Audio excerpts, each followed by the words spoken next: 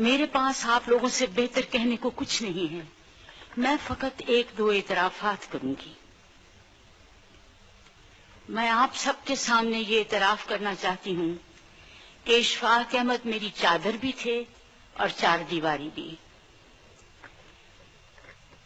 اشفاق احمد نے مجھے لوگوں کے مابین ہمیشہ اس طرح رکھا جیسے وہ حجاب ہوں.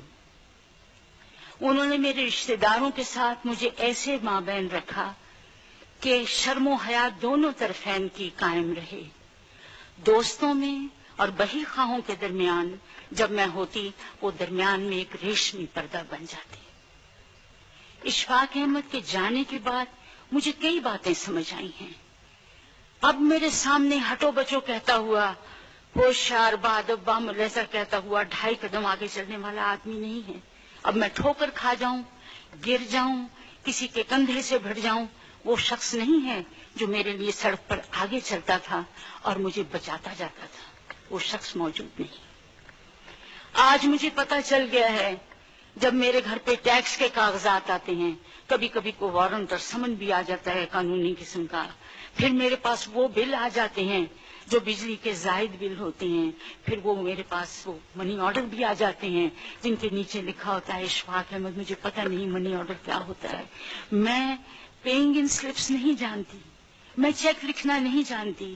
اب مجھے پتا چلا ہے کہ وہ 1.5 گنا کام کرتے تھے اور میرے لیے آدھا چھوڑ دیتے تھے اور مجھے کہتے تھے گواہی دینے نہ جانا قدسیہ، میں جاؤں گا، یہ کام میرے ہیں، باہر کے تمام کام میں سنبھالوں گا. اس حفاظت میں رہنے کے بعد، اس چادر اور چار دیواری میں رہنے کے بعد اب زندگی اچانک میرے لیے بہت مشکل ہو گئی ہے. اب مجھے وہ چیزوں کا مقابلہ کرنا پڑتا ہے کہ جن کی مجھے سمجھ تک نہیں. اگر غلطی سے کوئی کھڑکی کھلی رہ جائے اور اس میں سے ہلکا سا ہوا کا جھونکا آئے تو مجھے محسوس ہوتا ہے کہ کوئی ٹورنیڈو داخل ہونے والا ہے. اشفاق احمد کا یہ طریقہ کار تھا. آپ یقین کیجئے، میرا خیال ہے کہ اشفاق احمد میں ایک خصوصیت تھی جس کا ان کو بھی احساس نہیں تھا، جو وہ بھی نہیں جانتے تھے.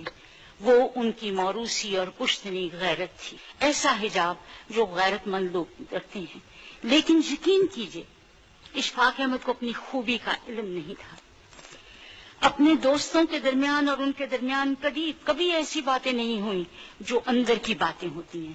ممتاز مفتی کہا کرتے تھے اشفاق احمد گونگا ہے، اس نے صرف اپنے اوپر باتوں کے خول چڑھا رکھے ہیں. ان کی اصلی بات کو کوئی نہیں جانتا تھا اور یہ سب ان کے موروثی اور پشتنی خوبی کی وجہ سے تھی. لیکن میں آپ سے پھر عرض کروں، بار بار عرض کروں کہ اشفاق احمد کو اپنی اس خوبی کا علم نہیں تھا. ہر قوم میں اور ہر فرد میں ایک خوبی ایسی ہوتی ہے جس سے بہت سی اور خوبیاں پیدا ہو جاتی ہیں، جس سے بہت سی اور خرابیاں پیدا ہو جاتی ہیں، لیکن بنیادی طور پر خوبی ایک رہتی ہے. میں ایک معمولی سی مثال دوں گی، شاید آپ کو غلط ہی لگے. کبھی آپ نے سائیکل کا پہیہ دیکھا ہوگا، اس کے درمیان میں ایک ہب ہوتا ہے جس سے ساری اسپوکیں جڑی ہوئی ہوتی ہیں اور جس ہب کے زور پر وہ ساری اسپوکیں چلتی ہیں اور سائیکل کا پہیہ چلتا ہے. ایسے ہی فرد اور معاشرے میں ایک خوبی ایسی ہوتی ہے جس کی بنا پر وہ سارا معاشرہ اپنی خوبیوں کو، اپنی خرابیوں کو جانچ لیتا ہے. لیکن عجیب بات ہے، آپ لوگوں نے اپنے میں بھی آپ کا علم مجھ سے زیادہ، آپ کی بصیرت مجھ سے زیادہ، آپ کی اہمیت مجھ سے زیادہ. اس خوبی میں جب احساس پیدا ہو جاتا ہے، فخر پیدا ہو جاتا ہے کہ مجھ میں یہ خوبی ہے، اس میں تکبر کی چھینٹے آنے لگ جاتے ہیں. جب آدمی اپنی خوبی پر نازاں ہونے لگتا ہے تو یقین کیجئے وہ نفع کے مقام سے گر کر نقصان دینا شروع کر دیتا ہے. میں نے انہیں جب بھی دیکھا، اپنے لیے انہوں نے کبھی دستے سوال بلند نہیں کیے، نہ انہوں نے کسی مانگا، نہ انہوں نے کسی سے کہا مجھے یہ ضرورت ہے.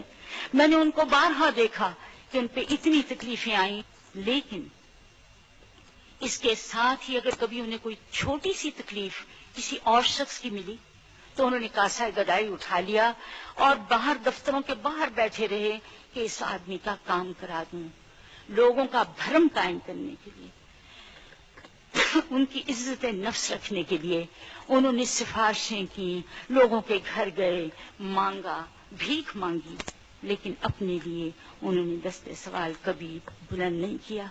اگر آپ لوگوں نے غلطی سے کبھی سفر در سفر پڑھی ہو یا کبھی تلقین شاہ سنا ہو تو آپ جان جائیں گے کہ انہوں نے ہمیشہ اپنے آپ کو تختہ مشق بنایا، اپنے آپ کو مزاح کے مقام پر رکھا، اپنے آپ میں وہ برائیاں شامل کیں، لیکن کسی اور شخص کو اسکیپ گوٹ نہیں کیا، کسی اور آدمی کے کمر میں مکہ مار کر نہیں کیا تیری وجہ سے میری زندگی یوں ہوئی۔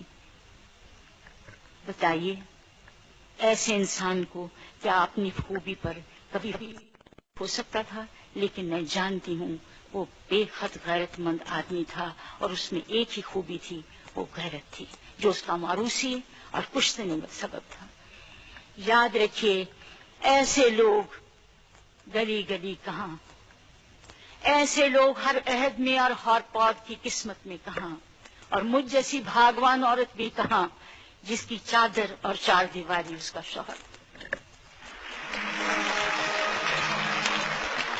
اللہ آپ کو آسانیاں عطا فرمائے اور آسانیاں تقسیم کرنے کا شرف عطا فرمائے۔